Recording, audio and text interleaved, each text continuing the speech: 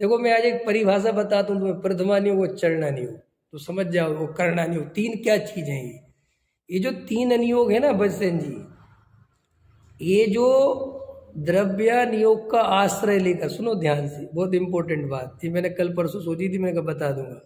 द्रव्य नियोग से वस्तु स्वरूप समझकर तत्व का निर्णय कर कर जब जीव सम्यक दृष्टि हो जाता है, उस सम्यक दृष्टि जीव का वर्णन जिसमें होता है उसका नाम है प्रथमा नियोग।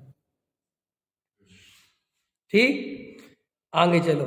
उसी सम्यक दृष्टि जीव के जब अंदर में ज्ञान वैराग्य बढ़ता है और जब वो व्रत आदि लेता है और जब वो साधु बनता है और उसके श्रावक के व्रत और मुनि के व्रत जिसमें बताए गए हैं उसका नाम है चरणा नियोग।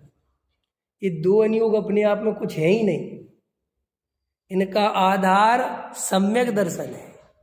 देखना ध्यान से।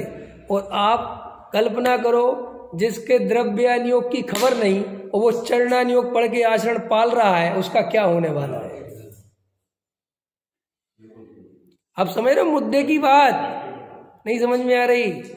आपने द्रव्य जिसके आधार से चरणा नियोग खड़ा हुआ है, और आपने वो आधार आपको पता नहीं है, और आप चरणा नियोग में पढ़ के इसमें ये नियम लिखा, इसमें ये नियम लिखा, इसलिए मैं ये नियम ले लेता हूं। क्या होगा आपका? वो तो वहां ये लिखा ही था कि सम्यक दृष्टि के जीवन में ऐसा होता है, वो तो उसका वर्णन है। ख्याल में आ रहा कि नहीं आ रहा? और करना नियोग क्या है? करना नियोग प्योल पुद्गल कर्म की व्यवस्था का नाम है, उसमें जीव का कोई लेना देना नहीं।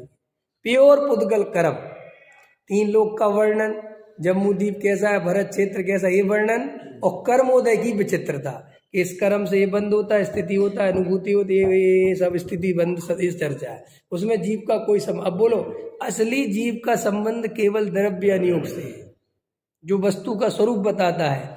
और अगर अपन बिना सम्यक दर्शन, अब ये लोग क्या करते हैं, भेद ज्ञान करते नहीं, और प्रथमा नियोग की कहानी पढ़ते हैं। अब प्रथमा नियोग में पढ़ोगे तो गड़बड़ होगी कि नहीं होगी? क्योंकि वो जिसकी कहानी पढ़ रहे वो सम्यक दृष्टि, और जो पढ़ रहा वो मिथ्या दृष्टि। समझ में आया कि नहीं आया?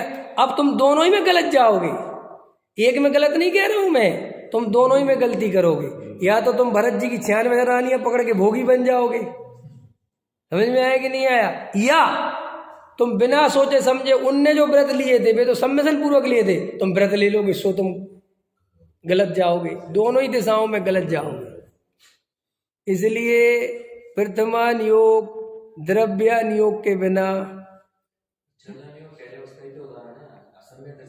हाँ सम्यक दर्शन है, रत्नखंड श्रावकाचार्य में पहले सम्यक दर्शन का अधिकार है ना। लेकिन मैं तो ये कह रहा हूँ कि उसमें जो सम्यक दर्शन का अधिकार है उसमें भी आत्मा वाला सम्यक दर्शन नहीं है, वो देवशास्त्र गुरु वाला सम्यक दर्शन है। तो लोग वही आचरण पाल के तो अपने को सम्यक दृष्टि मान लेते हैं। समझ में आया कि नहीं? मैंने मैं देवशास्त्र गुरु का भगत इसलिए सम्यक दृष्टि हूँ, और वो आत्मानुभूति वाला सम्यसन तो रह ही जाता है जो असली है। तो इसीलिए अपने को ये जो स्वाध्याय करने की भी प्रेरणा है, तो स्वाध्याय वास्तव में सबसे पहले जीव को द्रव्य नियोग का करना चाहिए। पहले कि साहब हमारा मन नहीं लगता, कई लोग आप कैसे मिल जाए, साहब हमारा कहानी किससे मन लगता है। तुम्हारे मन लगने से वस्तु स्वरूप नहीं चलता, ये तुम्हें छूट नहीं दी जाएगी कि मेरा मन नहीं लगता। मन लगना तुम्हारे घर का काम है कि मन नहीं लगता। भाई मीठी दवाई खानी के कड़वी, बोलो रमेश जी से पूछूंगा, कोई नहीं बताओ, मीठी दवाई खाना के कड़वी? हाँ कड़वी। अरे भाई जिससे लोग ठीक हो गए, ये उत्तर है। दवाई कड़वी और मीठी से मुझे क्या मतलब, मेरा रोग दूर होना चाहिए।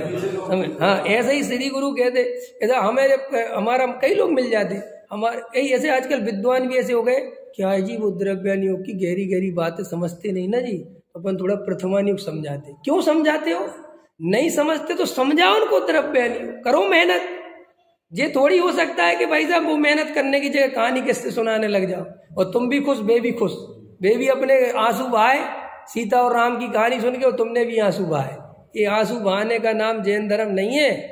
यहाँ मंदोदरी रो रही है और सीता रो रही है और ये हो रहा है, इससे कुछ नहीं होने वाला है। यहाँ अगर आपको अपना भाव में रोना बंद करना है तो जो अंदर ज्ञायक भगवान आत्मा विराजमान है उसका अनुभव करना पड़ेगा। इसके अलावा किसी की कहानी सुनने से कुछ होने वाला नहीं है।